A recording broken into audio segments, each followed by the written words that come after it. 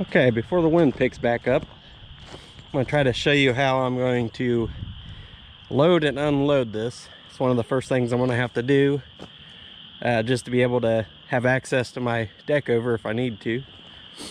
But I got 4 of these jacks. This is not jacked up all the way. It goes up about up to here.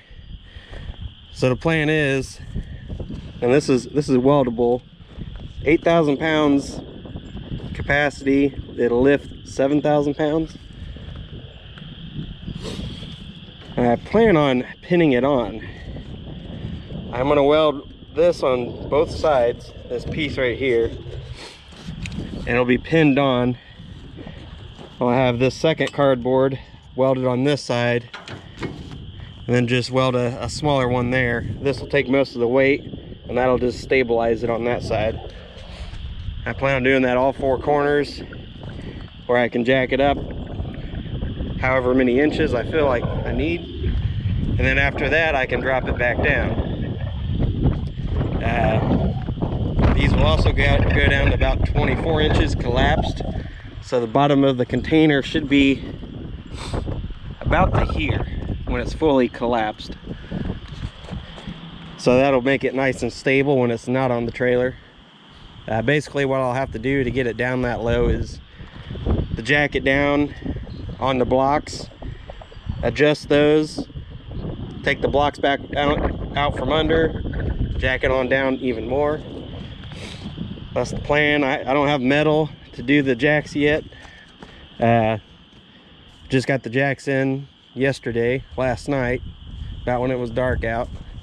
And also when I do these, this is going to be my main tie down point instead of using the chain. The chain gets loose after so many miles, where this I can put the binder straight to the trailer and should not move at all. The box weighs, see, I think it was 5,070, and that's when it's empty. So the RK tractor won't quite pick this up. Even with the bush hog behind it, I'm still limited to probably about 3,000 pounds. So, and this is before I add anything to it. I have the Geo loaded up just to kind of give it a reference points for the razor. The Geo is about the same size as the razor. Now, somewhat limited to space being a 20-foot, but I want to be able to get into tighter spaces, and a 40-foot is just too long, and I don't have a trailer for it. So this fits just right on this trailer. Almost perfect. So that's the plan, is to go get some metal probably in the morning or sometime this week. Start welding some of these on. Have this have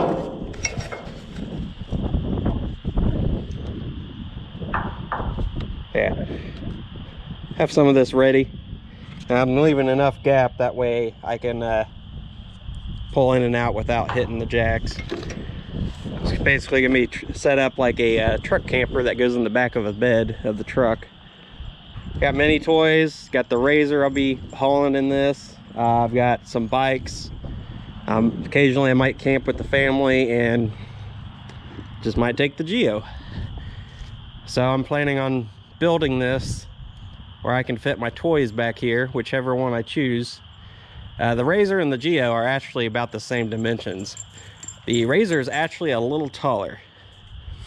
The plan with this is to put a bed up against the ceiling whenever I got the toy in here. Then whenever I get wherever I'm at, I can unload the toys, drop the bed down probably about where the top of the spare tire is. And I plan on putting some sofas that fold down off the wall and a kitchen table. So this will be my kitchen and sleeping area where the toys are technically at. Well, up here in this space, There's gonna be a door on this side, just like RVs, and the plumbing and the electrical will be built on the driver's side. I'm gonna have to insulate this, put some, I'm gonna put some flooring down, walls, ceiling, probably put an air conditioning unit up above here. That way I have air conditioning, and I'll also have a heater built in also. So this is the next project of mine. It'll probably be a few months long. And these work out really well. They keep the door open. They're built just right, where they keep the door from closing on you when you're trying to load. And also keeps it from swinging open too far. And I can probably zip tie these whenever I'm camping and have this open. So that would be nice. Or when I'm unloading, it keeps it from the wind. As I'm pulling in or pulling out, it keeps the wind from putting the door into the toy.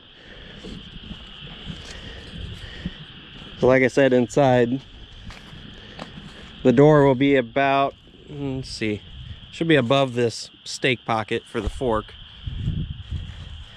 This is probably going to end up gray.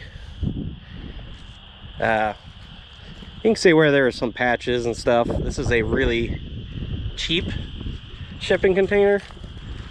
This is the first one that I've messed with, so I did not want to buy a new one. So there's going to be plenty of sandblasting, wire wheel, knock the rust off, and throw some gray on it. I don't want to do a dark color because the sun, I don't want it to heat it up more than it has to. So I'm going to do a light color, and I think gray will be a good one, and it'll match my shirt anyways. So, and I'm thinking I might actually put this logo on the side. So do the gray with Swift Outdoors on the side there, and make this a mobile cabin / toy hauler. Should be a fun build. The jacks should work.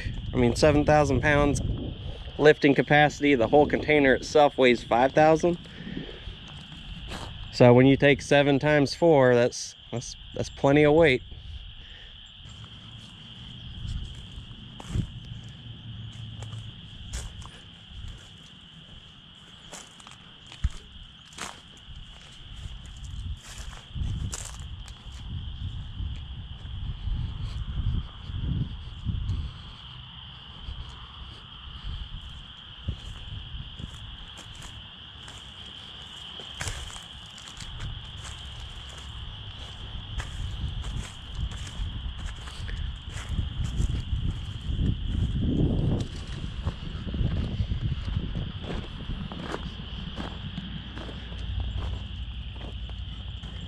Now these were $68 a piece,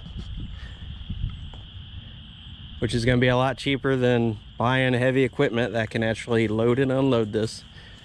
So I'm going to have $1,300 into the box, about $100 in fuel, about $300 in this. So I'm looking at $1,700 at the moment put into it, if you want to count the fuel